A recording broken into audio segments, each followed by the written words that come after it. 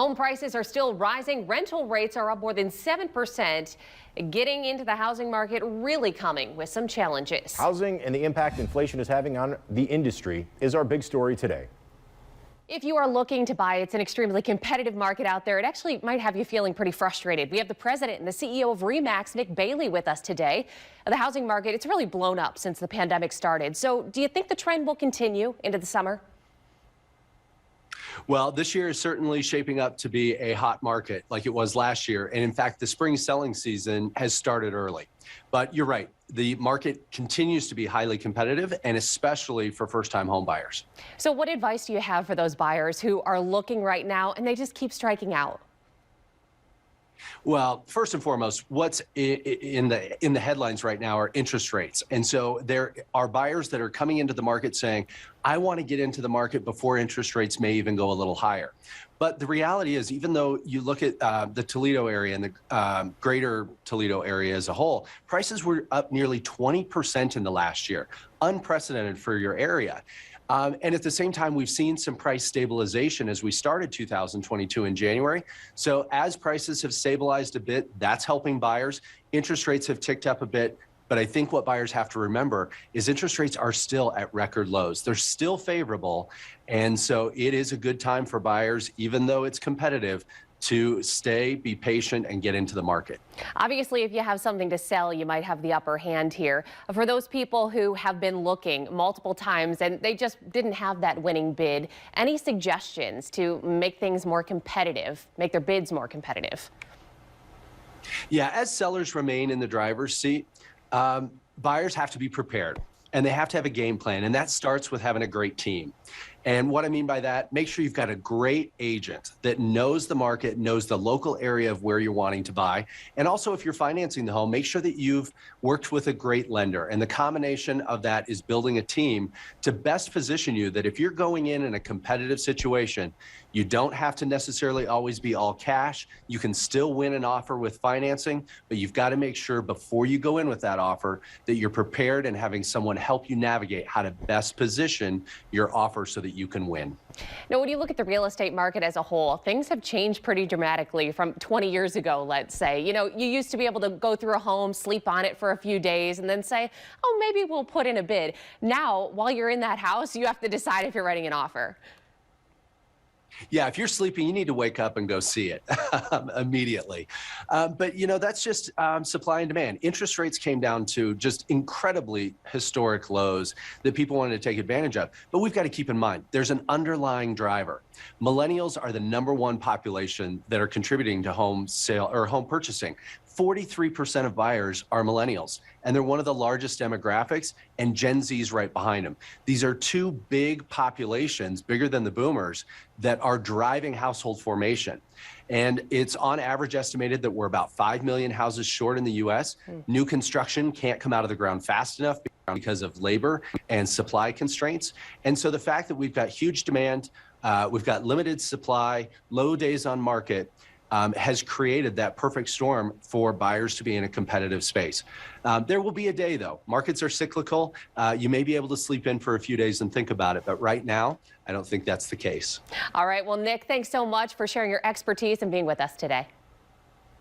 Thank you, Christina.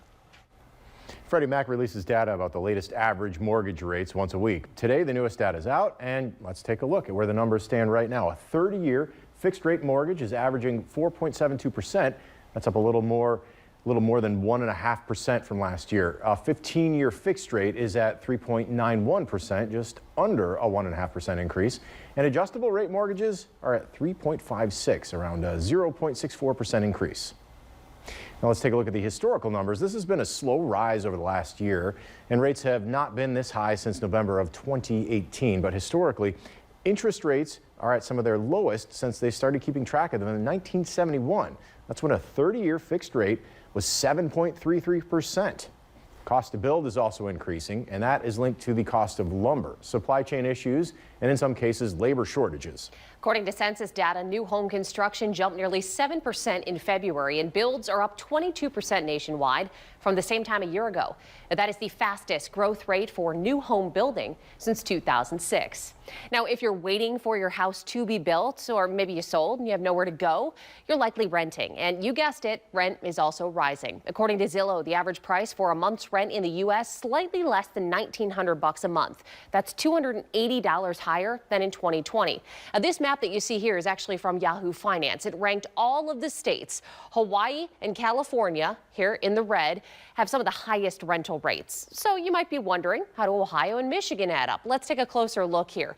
Michigan ranks well, that's not Michigan, 32, coming in with an average rent of just over $1,000. As for Ohio, it's actually one of the least expensive states when you look at all of the contiguous states in the U.S., with an average price for rent averaging around $970. Meantime, the city of Toledo working to help people get in their homes. There's more than $19 million up for grabs through an emergency rental assistance program. If you need help and want to apply for cash, there are a series of public workshops in the works. You could be eligible for up to 18 months of rental assistance. The next free workshop will be tomorrow at the West Toledo Branch Library on West Sylvania from 12:30 to 4:30.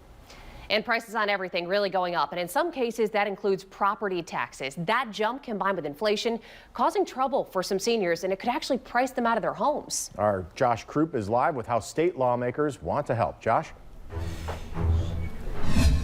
Yeah, Tina, Tony, we can't thrive in our communities if we can't afford to live in them. That's the message from senior citizens across Ohio tonight. Many, of course, living on fixed incomes, and lawmakers are looking to fix what they call an outdated system that's meant to help them. We're talking about homestead exemption.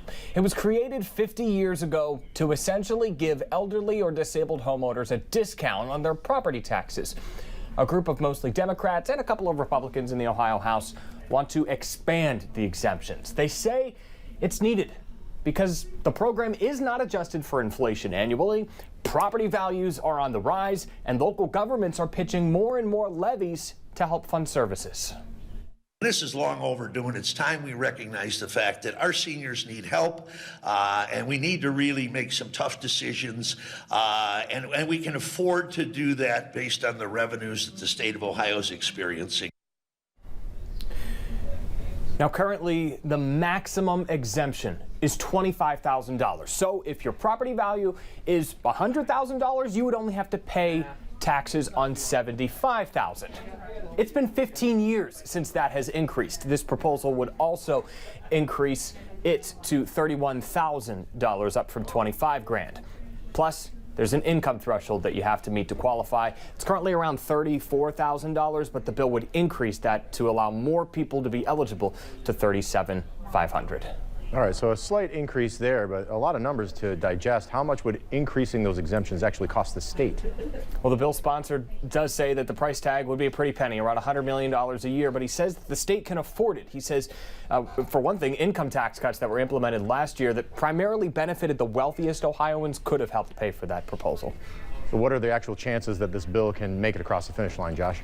Well, the point of this press conference that we had today was to try and get some movement on this bill. It was introduced last year, hasn't really moved much in Columbus, and the clock on this legislative session is ticking. It runs out at the end of this year, and of course we'll have a lame duck session after election season, so there's a chance, but time is running out, and if that does happen, if time does run out, they'll have to restart this process over again next year, which seems to be a priority. Thanks very much. Josh Krupp reporting live this afternoon.